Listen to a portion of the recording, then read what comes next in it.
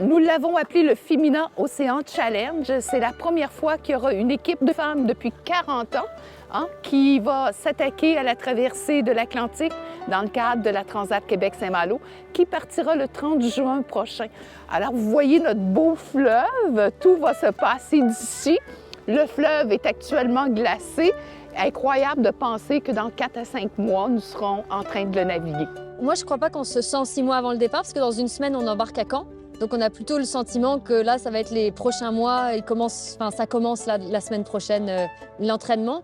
On a très hâte d'être sur le bateau, finalement, de prendre nos repères, de faire les premiers réglages, de voir comment ça marche, de voir aussi les différences par rapport au bateau où on a déjà navigué. Alors, la préparation du bateau a débuté déjà là au mois de novembre, parce qu'on est allé faire l'acquisition officiellement du bateau en début novembre.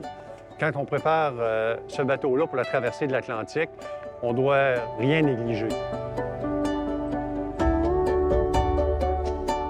L'objectif, c'est pas de dire « tassez-vous les hommes, les femmes arrivent ». Non, c'est de travailler ensemble, c'est de naviguer ensemble. On espère que tout ça, ça va amener un enthousiasme. Ça va faire aussi que on va être des pionnières un peu, puis qu'on va avoir de plus en plus de filles qui vont vouloir s'embarquer puis suivre un peu tout ça. Je veux dire, pendant des décennies, on disait que les femmes portaient malheur à bord. Puis moi, ça m'est arrivé d'embarquer sur des bateaux où tu arrives, puis tu es la seule femme, puis on dit « Ah non, mais ça porte malheur ». Alors, elle est gentille, la blague, mais quand tu embarques pour du large et que tu te fais dire ça, alors que là, oh, OK, non, nous, on combat aussi les superstitions dans cette affaire. C'est un gros défi pour les hommes, puis pour les femmes, ben encore plus. Mais tu sais, on espère que finalement, ils vont voir, ben oui, c'est faisable, ben oui, ça se fait bien, oui, les filles sont capables de le faire, ben pourquoi pas, là? Fait qu'on espère qu'on sera le début d'une aventure, en fait. Ça ne me fait pas peur. Je sais que ça va être à la fois excitant et stressant.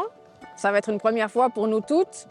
Une transat, tu l'aurais fait en mix, mais là, de le faire avec un équipage féminin, c'est encore beaucoup plus motivant.